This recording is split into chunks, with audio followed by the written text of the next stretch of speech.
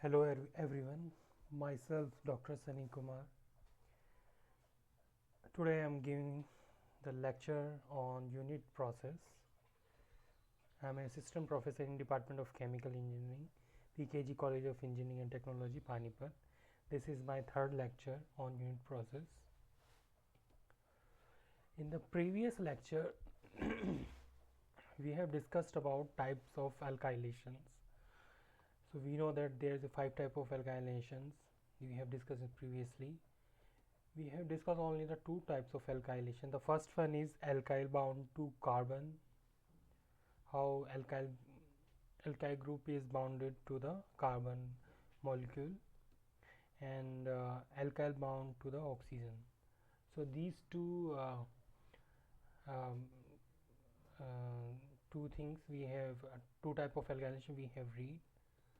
So today lecture, the outline will be, we will the remaining three ones we will discuss. The first one is alkyl bound to the trivalent nitrogen. The second one is alkyl bound to the pentavalent nitrogen, and third one is alkyl bound to the metal, and the fifth the sixth one is alkyl bound to the miscellaneous atoms.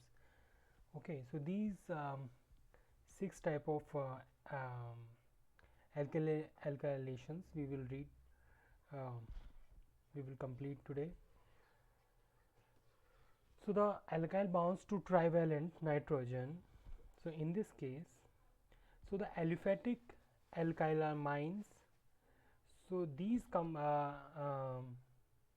these are amines, diethylamines, dimethylamines, and adrenalamine, and this methylamines, procenes, tetramethylamine sulfides, and tetramethylamines. These are the compounds generally we make by the aliphatic alkylamines. And aromatic alkylamines, which are have this nitrogen trivalent bond. So these compounds is benzyl ethylamaniline, M-diethylaminophenol, diethylaniline, M-dimethylaminophenol, dimethylaniline, metol, and tetrayl. So these compounds for the aromatic alkylamines. Okay. So the next one is the heterocyclic alkylamines, which have the compounds the pyramidones and antipyrine. So these two compounds generally we read in heterocyclic alkylamines. So the fourth one is alkaloids, which are caffeines and codeine. So these compounds have this trivalent nitrogen with alkyl bonds. Okay, so the next one is the now we will discuss about by the aliphatic alkylamines. The aliphatic alkylamines are made in variety of ways. For the lower amines, the action of an alcohols on the ammonia or an amines in the vapor phase over aluminum oxide is a common method of preparation for the lower amines, which is this red, we have highlighted by the red color. For the higher amines, the action of an alkyl halides on the ammonia is liquid phase, often in the presence of the alcohol is used, and heat is often needed in the liquid phase reaction, and autoclaves are needed for if you require the heat. So autoclaves or heat is required. Therefore the dialkyl sulfates are of particular because of higher boiling point and ability to act an alkylating agent on heated in a ordinary non-pressure vessel. Okay, so for the higher boiling point, so ability to act an alkylating agent, but not required the high pressure vessel, only the normal pressure vessel is used. So an alkyl group is introduced into a larger molecule by building it up for a smaller molecules, one or more of which carry the alkyl groups. For example, the manufacture of alkylated rubber accelerator tetramethyl methylthreum disulfide and sulfides, and the alkyl groups are introduced as dimethylamine, which is product of alkylation. So it is very commonly used um, material. So this is you are seeing the equations. So this is a CS2 we are a carbon sulfide we are using, and this is the amine group. When in the presence of NaOH, so this sulfur and sodium is included in this compound in amine groups, and if further we will oxidizing agent we are using, so the tetramethyl methylene disulfide is forms, and this is sulfide. So when NaCN we are using. So now the aromatic alkyl amines. The preparation of aromatic alkyl amines is exemplified in the commercial process for making dimethylaniline from methanol and aniline using sulfuric acid as a condensing agent. So it is very important for the sulfuric acid we are using as a condensing agent. A cobalt powder or a salt is sometimes used as catalyst. Some of the methanol used in the process from dimethyl ether, but the yield of dimethylaniline higher than 97% based on aniline can be obtained. Diethylaniline is made similarly employing ethyl alcohol, but sulfuric acid cannot be utilized because significant amount of diethyl ether would be formed. Consequently, hydrochloric acid is chosen instead. Okay, so these are the things. So now aniline can be alkylated in the vapor phase at temperature of 400 degrees centigrade using methanol, dimethyl ether, and ethyl alcohol and diethyl ether. So these things generally we form at high temperature. So the aluminum is reported to be the most efficient catalyst for this continuous flow process and with aromatic amines, for the formation of aromatic amines. With the other catalyst there is a greater alkylation in the ring. The benzyl alcohol in the presence of activated nickel and sodium benzylate has been found to alkylate aniline readily. And with para substituted benzyl alcohol, the reaction rate decreases with the decreasing ability of the substitution released electrons or in the flowing decreasing order. So this is a decreasing order when it is a methylene nitride, and then methylene oxide and methyl and then hydrogen and chloride. So reaction rate is decreasing with decreasing the ability of constitution releasing electron. The reverse order was found when the para substituted aniline were condensed with benzyl alcohol. So it has a reverse order when it will be the condensed with the benzyl alcohols.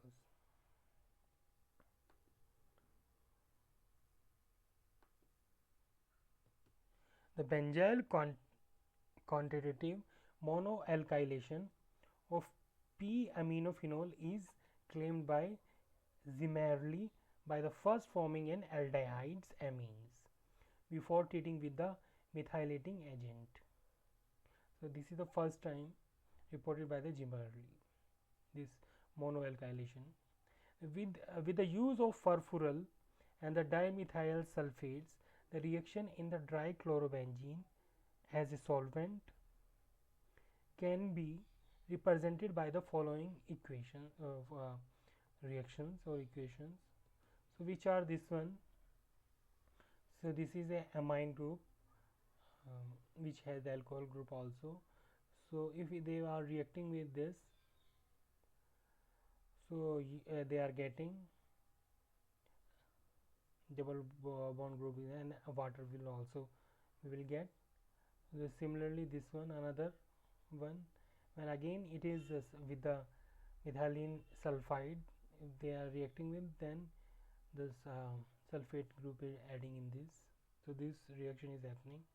And the another one is when it is further used we have treated with water and sodium carbonate.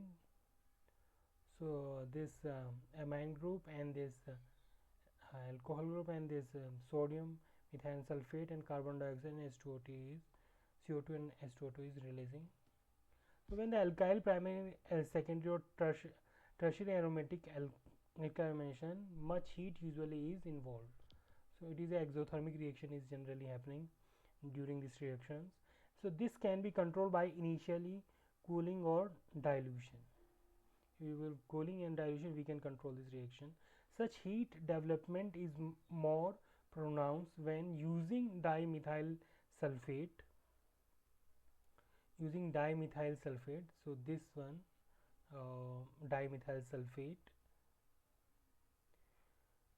and alkyl toluene sulfonic ester,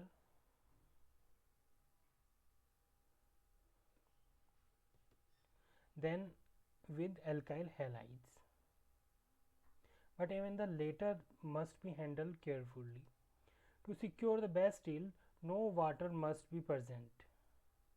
If the water is present, it will react with the dimethyl sulfate and yielding methyl sulfate, so which will form a salt, and with the amines withdraw it from alkylation. So it is a important point. So we have to remove the water. So we have in the presence of water, so the byproduct can be happens, which will be the salt formation happening in this reaction. So the heterocyclic alkylamines. So heterocyclic amines can be alkylated with alkyl halides or with alcohols in the presence of hydrogen plus a nickel catalyst. The Wallich reaction for the alkylation of amines by the action of aldehydes or ketones or forming acid has been studied for piperidine. The reaction between the toluene and cyclohexane with piperidine and formic acid yield 1 benzyl and 1 cyclohexyl piperidine. So this product is formed. An optimum amount of formic acid is desired since large amount are harmful and wasteful. So the next one is, so we have discussed about the three type of alkylamines, which are heterocyclic base or aromatic alkylamines. What are the products we generally get? And this another is aliphatic, aromatic, and this heterocyclic. So these three we have discussed.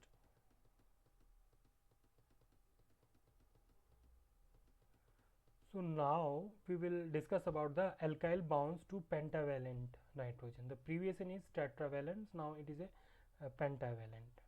Tetra that one, and this is pentaval. So in such compound alkylation is effect tends to addition the trivalent nitrogen becoming pentavalent. There are not included here those tertiary alkyl compounds wherein nitrogen becomes pentavalent by simple salt formation. The preparation of this type of compound is relatively in that an alkyl halides or alkyl ester is added to the tertiary amines. So this is an important point. So the alkyl halides or alkyl ester is added to tertiary amines. Detail for the making of the quaternary ammonium compound, phenyl trimethyl ammonium chloride and phenyl trimethyl ammonium toluene sulfonate are described later under codeine. These substances are excellent methylating agent, particularly when it is desired to methylate a phenolic hydroxyl in the presence of tertiary nitrogen. Okay, so the acriflavine is a widely used medicinal dye containing a methylate pentavalent nitrogen, is prepared by methylating the tertiary ring nitrogen in diamino acridine by either dimethyl sulfate or methyl p-toluene sulfonate in nitrobenzene or a benzene solution. So the although generally the two amino group have been protected by acetylations prior to the methylation of the ring nitrogen, this step is not necessary. The methylated product is converted by hydrochloric acid to the chloride monohydrochloride, which is known as acriflavine. That is a medicinal dye which we have provided. So this is a formula of this. So this amine group is there, and this is ammonium chloride, and this methylene group is also there. So this thing methylated product is acriflavine. Now the quaternary ammonium compounds have an additional found used as germicide, bactericides, disinfectant and fungicide, insecticides, wetting or dispersing agents. So you can also produce by this pentavalent nitrogen if the bonding is happening. The muscles relaxers and antispasmoids agents. So these things, these products generally require this penta related nitrogen based reactions. So now the alkyl bonds to the metal. The alkyl group may be caused to unite with metals such as lead, mercury, zinc or magnesium and arsenic. Example of this alkylation are tetraethyllead and merthiolate, ethyl mercury chloride and ethyl mercury phosphate. So among the lethal poison gases is ethyl dichloroarsine and C2H5 arsenic chloride, which is prepared by the following reaction.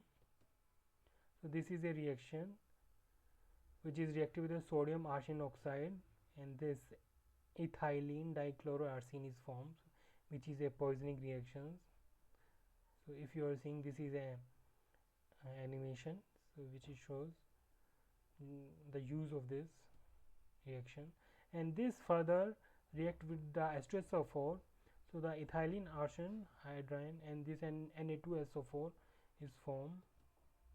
This is salt, and this if further they are reacting with the sulfur dioxide and water, so this formation is happening, and byproduct H2SO4 we are getting. And further, if you further heat it, so you will get C2H5 arsenic oxide, ethyl arsenic oxide and plus H2. If you will further treat it with HCl, so this ethylene arsenic chloride plus H2 is formed. So these are the products. If you will treat it with the different products, the different solvents, H2SO4 or sulfur dioxide or HCl. So the alkyl bonds to miscellaneous elements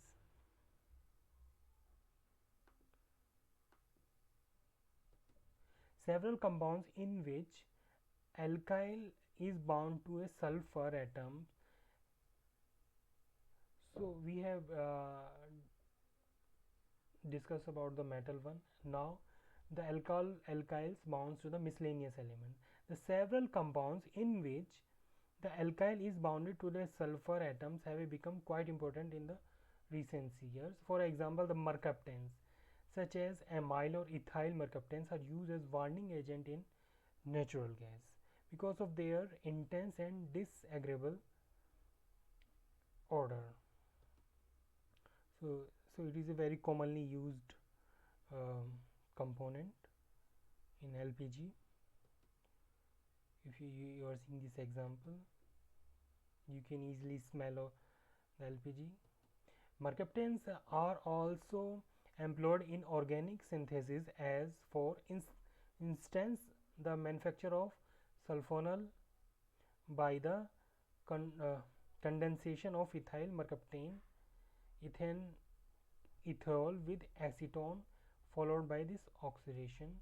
In recent year, a very considerable amount of mercaptan has been used for controlling the polymerization reaction between the butadiene and starting to form synthetic rubber. So it can use for the ordering agent or for polymerization reaction. So it has a multiple use of this sulfur. So in today presentation we have discussed about alkyl bound to the trivalent nitrogen and what are the components we are generally produced by this trivalent nitrogen. We have shown today, we have discussed today. And alkyl bonds to the pentavalent nitrogen, the components we have discussed. And this alkyl bonds to the metal, so the lethal gases generally we produced by this alkyl bound to the metal. And this alkyl bound to the miscellaneous elements we have discussed in the last slide, that is this LP mercaptan, which is a good agent for the in LPG for which give the odor. So these things we have discussed in today lecture.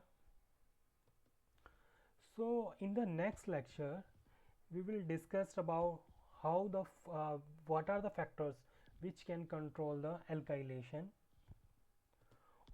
Suppose actually these parameters are generally the temperature, pressure or volume. So that is the thermodynamics function, how they are relating with the thermodynamics.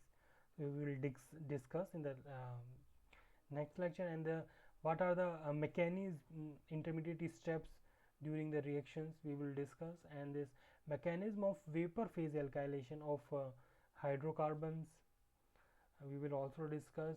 And this what are the mechanism of carbon oxygen alkylation, and what are the different catalyses used for this alkylation. So we have previously discussed the aluminum chloride and this H2SO4 and today we have discussed the copper, also the powder also used for the catalyst.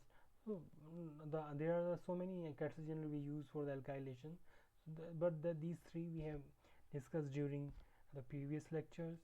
So now, and the concentration of reactant, what should be the concentration for getting the maximum yield or product, and the temperature of the system, and the temperature, pressure and energy, how much the energy requirement, that is also important. So these are the different factors which affects our this alkylation reaction. We will discuss in the next lecture.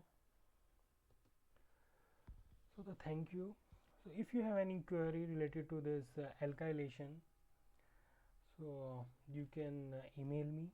So this is my email address, chemicalsenraj@gmail.com, and this is my website, you can see here. So thank you very much. So we will meet in the next lecture.